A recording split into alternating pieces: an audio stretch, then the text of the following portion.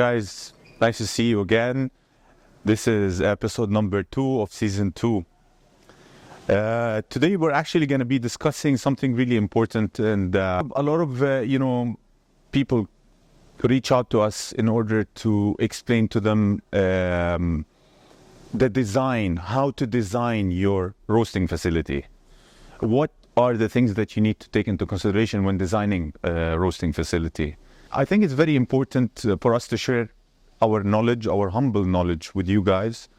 At least, so you learn from the mistakes that we've done previously when designing our roasting facility. We're going to be discussing certain points that need to be taken into consideration prior to you thinking of designing your own roasting facility. Please forgive me if I miss certain things in this discussion, and we welcome any notes that you might have, additions that you might have that may help people that are starting a new roasting facility. I would like to think of it this way. You first start, when you want to design anything, you should always start thinking, what is the goal of this specific facility? As you may know, you can be a roaster distributor, or you can be a roaster that is roasting for your own cafes. Let's say you have multiple cafes that you're roasting for, or you can be just a simple shop roaster. To generalize things, I thought of it this way.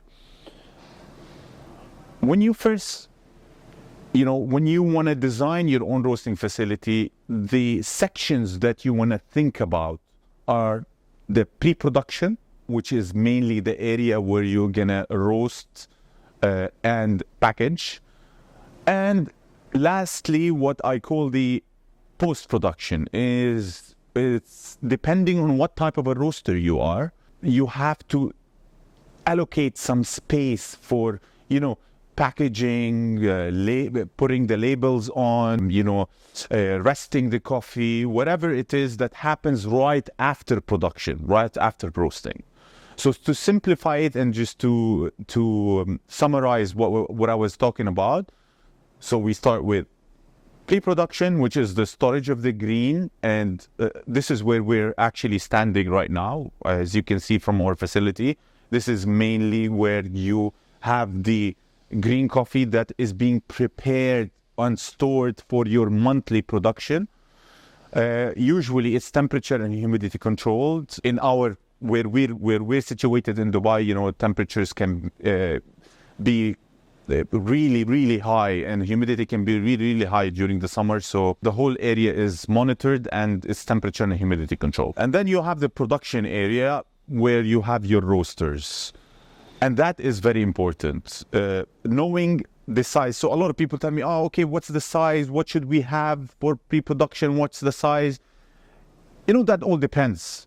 You have to remember, where are you at in the roasting process? I mean, if you're just starting and you roast 400, 500 kilos a month of coffee, the space allowance might be smaller than someone whose who's roasting more coffee. That means his requirement might be more.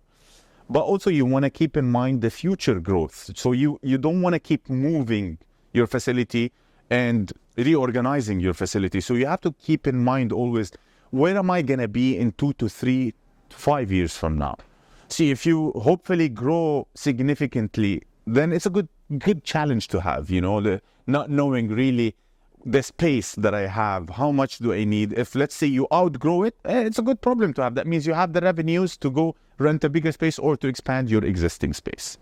I want to note something super important, which is, do not underestimate the space that you need for post-production. This is super important because you need to have a free space area for your organization in order for you to have efficient and quick packaging.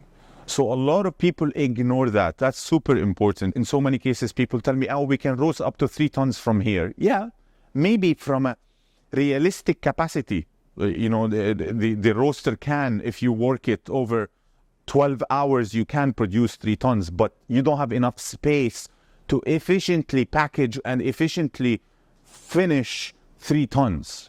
So it's not only about the realistic capacity that your roaster can output, the output of your roaster. Because a lot of times, it's like a lot of people tell me all the time that, oh, okay, I have a 12 kg, let's say a 12 kg Pro Bat. And even if realistically you work it for 15 hours and you roast the specific amount that per batch that this specific roaster can produce for you, the thing is you might not have enough space to store and to allocate all of the coffee's requirements to be packaged. So you have to always keep that in mind. I want to note is you have to understand, and I've seen this a lot of people ask me this question. A lot of times, people who want to start their own roasting facility, especially people who have their own cafes, I have a feeling that let's say you have 2-3 cafes. They get excited thinking that, oh, I'll save money by having my own roasting facility because I'm consuming 300 to 500 kilos a month. That's not the case. And you have to keep in mind and you have to focus, are you going to be a roaster distributor where you're going to basically sell to other cafes, or that other cafes not within your own brand, to other cafes? That means you're going to roast and distribute to other people. Then the design of the space might differ than someone who's going to roast for his own utilization, meaning he's going to have a specific amount of labels, a specific amount of bags available because he's roasting for his own brand. So he's not going to have different types of products available. Let's say you're a roaster that focuses on blends and you have 3-4 blends and that's all what you do. Your space requirements is going to totally differ than someone who's going to have 70 different micro lots that he's roasting at the same time. So please keep that in mind. These are things that you have to take into consideration. Furthermore, you have to take into consideration if you're going to have your own cafe, tasting cafe within your facility, if you're going to have offices within your facility, if you're going to have a pantry for your colleagues when they eat their lunches in their facility. Are you going to have your own cupping room? Are you going to have your own lab? Are you going to have your own academy? In certain circumstances, these things cannot be ignored because you can't have 50, let's say you have 50 different outlets. You're an F&B company that decided to start your own roasting facility and you have 50 outlets that you're distributing to. You can't just ignore not having your own training facility because you need the space in order to train all the baristas that work in your facility. Please keep that in mind. I hope that covers some of the things that you need to take into consideration when designing your facility.